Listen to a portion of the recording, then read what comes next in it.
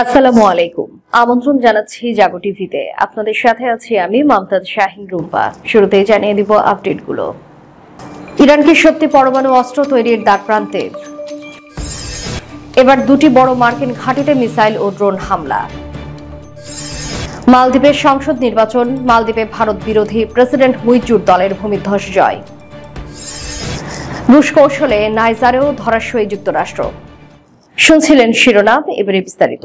Iran Israel পরস্পরের বিরুদ্ধে বহু বছরের ছায়াযুদ্ধ থেকে বেরিয়ে এখন প্রকাশ্যে লড়াইয়ে অবতীর্ণ।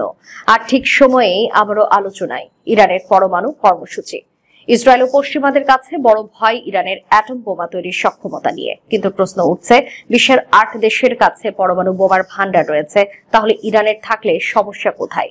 পরিসংখ্যান বিষয়ক ওয়েবসাইট statista.com এর হিসেবে 2023 সালের জানুয়ারি পর্যন্ত গোটা বিশ্বে পরমাণু বোমার সংখ্যা ছিল 12,512টি। এর প্রায় 90 রয়েছে বিশ্বের দুই ক্ষমতাধর দেশ রাশিয়া ও আমেরিকার কাছে। সর্বোচ্চ 5,889টি পরমাণু বোমা আছে রাশিয়ার কাছে, আর আমেরিকার কাছে আছে 5,244টি। এরপর সবচেয়ে বেশি চীনের কাছে 410টি।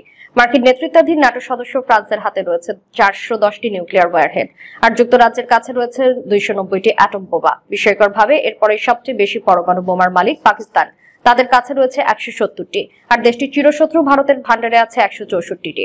এরপরেই আছে দুষ্ট রাষ্ট্র ইসরায়েল, তাদের কাছে রয়েছে 90টি। তবে বিষয়টি স্বীকার বা অস্বীকার কোনোটাই করে না দেশটি। অন্যদিকে রকেট কিমের দেশ উত্তর কোরিয়ার কাছে আছে 20টি পারমাণবিক বোমা।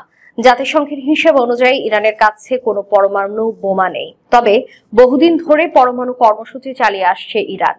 দেশটির কর্মকর্তারা বলছেন, পরমাণু বিদ্যুৎ উৎপাদন ও অন্যান্য শান্তিপূর্ণ উদ্দেশ্যে ব্যবহারের জন্যই তাদের এই কর্মসূচি। তবে ইরানের এমন দাবির বিষয়ে সবসময় সন্দেহ পোষণ করে আসছে পশ্চিমারা। বিশেষ করে যুক্তরাষ্ট্র বলছে, কর্মসূচির আড়ালে পরমাণু অস্ত্র তৈরির চেষ্টা চালাচ্ছে দেশটি, শুধু বলেই ক্ষান্ত হননি। এজন্য দেশটির উপর গত কয়েক দশক ধরে একের পর এক অর্থনৈতিক নিষেধাজ্ঞা আরোপ করেছে তারা। পশ্চিমা গণমাধ্যমে প্রায় এমন খবর প্রচার করা হয় যে ইরান পরমাণু অস্ত্র তৈরির দ্বারপ্রান্তে রয়েছে, যে কোনো সময় তারা এই মারণাস্ত্র তৈরি করে ফেলতে পারে। তেহরান এসব খবরকে গুজব বলে দাবি করেছে। এরপরও আশ্বস্ত হয়নি আমেরিকা। ইরাককে আলোচনার টেবিলে ডেকে আনা হয়। ফলশ্রুতিতে 2015 সালে উভয় পক্ষের মধ্যে একটি চুক্তি স্বাক্ষরিত হয় এবং পরের বছর 2016 সালের জানুয়ারি মাসে কার্যকর হয়। চুক্তিটির আনুষ্ঠানিক নাম joint comprehensive plan of action. তবে এটি ইরান পরমাণু চুক্তি হিসেবে বেশি পরিচিত। কিন্তু 2 বছর না যেতে চুক্তিটিতে বাজে ও ত্রুটিপূর্ণ আখ্যা দিয়ে তা একতরফাভাবে সরে যাওয়ার ঘোষণা দেন সাবেক মার্কিন প্রেসিডেন্ট ডোনাল্ড ট্রাম্প। 2018 সালে চুক্তি থেকে বের হয়ে উল্টো আবার নিষেধাজ্ঞা খেলায় মেতে উঠেছে দেশটি। ফলে ওই চুক্তি আর কার্যকারিতা হারায়। ইরানও তার পরমাণু কর্মসূচি নতুন করে শুরু করে। এতে যুক্তরাষ্ট্র ইরান সম্পর্কে নতুন করে উত্তেজনা দেখা দেয়। 2020 সালের শুরুর দিকে পরমাণু চুক্তি থেকে সরে আসার ঘোষণা দেয় ইরান। সেই সঙ্গে জানিয়ে দেন, ইউরেনিয়াম সমৃদ্ধকরণ ও গবেষণায় আর কোনো সীমাবদ্ধতা রাখবে না তেহরান। অবস্থা বেগতিক দেখে আবারও আলোচনায় আগ্রহ দেখানো জো বাইডেন। পশ্চিমাদের সাথে আলোচনা শুরু করে ইরান। তৈরি হয়েছিল আরেকটি খসড়া, তবে এখন পর্যন্ত কোনো চুক্তি হয়নি। মাঝে কেটে গেছে 3টি বছর। এই সময় পশ্চিমাদের স্নায়ুর উপর দিয়ে হাঁটাহাঁটি করেছে ইরান। বলছে তারা কোনো পরমাণু অস্ত্র তৈরি করছে না, আর যদি তৈরি করার উদ্যোগ নেয় তাহলে কেউ ঠেকাতে পারবে না। জাতিসংঘের পরমাণু পর্যবেক্ষক সংস্থা IAEA জানিয়েছে, ইউরেনিয়াম আরো সমৃদ্ধ করে দিন দিন পারমাণবিক সক্ষমতা বাড়িয়ে চলেছে ইরান। চলতি বছরের জানুয়ারিতে IAEA এর প্রধান রাফায়েল গ্রোসি বলেন, ইরান কয়েকটি পরমাণু অস্ত্র তৈরির জন্য প্রয়োজনীয় ইউরেনিয়াম সংগ্রহ করে ফেলেছে। তেহরান এখনো পরমাণু অস্ত্র তৈরি করেনি, তবে যে কোনো সময় তৈরি করে ফেলতে পারে। 99% বেশি সমৃদ্ধ ইউরেনিয়াম থেকে পরমাণু অস্ত্র করা যায়। ইরানের সর্বোচ্চ ধর্মীয় নেতা আয়াতুল্লাহ আলী খামেনি হুঁশিয়ারি দিয়ে বলেছেন, তেহরান যদি পারমাণবিক অস্ত্র কর্মসূচি চালিয়ে যেতে চায় তাহলে পশ্চিমারা চাইলেও ইরানকে পারমাণবিক অস্ত্র তৈরি করা থেকে আটকাতে পারবে না। ইরান তার ধর্মীয় বিশ্বাস থেকে পরমাণু অস্ত্র বানাতে চায় না। এ নিয়ে পশ্চিমারা যে ক্রমাগত মিথ্যা বলে যাচ্ছে সেটা তার বেশ ভালোভাবেই জানে। তবে ইরান তার পরমাণু নীতিতে পরিবর্তন আনার ইঙ্গিত দিয়েছে। ইসরায়েলের সঙ্গে সাম্প্রতিক টক্করের পর ইরানের পারমাণবিক কেন্দ্রগুলোর নিরাপত্তা ও সুরক্ষা বিভাগের কমান্ডার ব্রিগেডিয়ার জেনারেল আহমদ হাক তালাব বলেছেন, দখলদার ইসরায়েল যদি ইরানের পরমাণু কেন্দ্র ও স্থাপনাগুলোতে হামলা চালায় তাহলে তেহরান চুপ করে বসে থাকবে না, বরং পারমাণবিক অস্ত্র তৈরির কাজে হাত দেবে। পশ্চিমারা বিশ্বাস করে ইরান চাইলে পারমাণবিক বোমা বানাতে পারে। তাদের অনুমান, ইরান যদি চায় তাহলে এটি এখন 1 মাসের মধ্যে একটি পারমাণবিক অস্ত্রের জন্য যথেষ্ট পরিমাণে সমৃদ্ধ ইউরেনিয়াম জমা করতে পারে। এরপর তৈরি করতে হবে একটি ওয়ারহেড বা ব্যালিস্টিক মিসাইলে বসাতে হবে। এর জন্য সময়সীমা বের করা কঠিন, তবে কিছু বিশেষজ্ঞ বলছেন এটি তৈরি করতে 18 থেকে 24 মাস সময় লাগতে পারে। সিরিয়ায় দুইটি বড় মার্কিন ঘাঁটিতে মিসাইল ও ড্রোন হামলার ঘটনা ঘটেছে। ঘাঁটি দুটির নাম হচ্ছে আল ওমার তেলখানি এবং খারার আলজির। এগুলো সিরিয়ার উত্তর পূর্বাঞ্চলে অবস্থিত। স্থানীয় সময় রবিবার রাতে এসব হামলার ঘটনা ঘটে।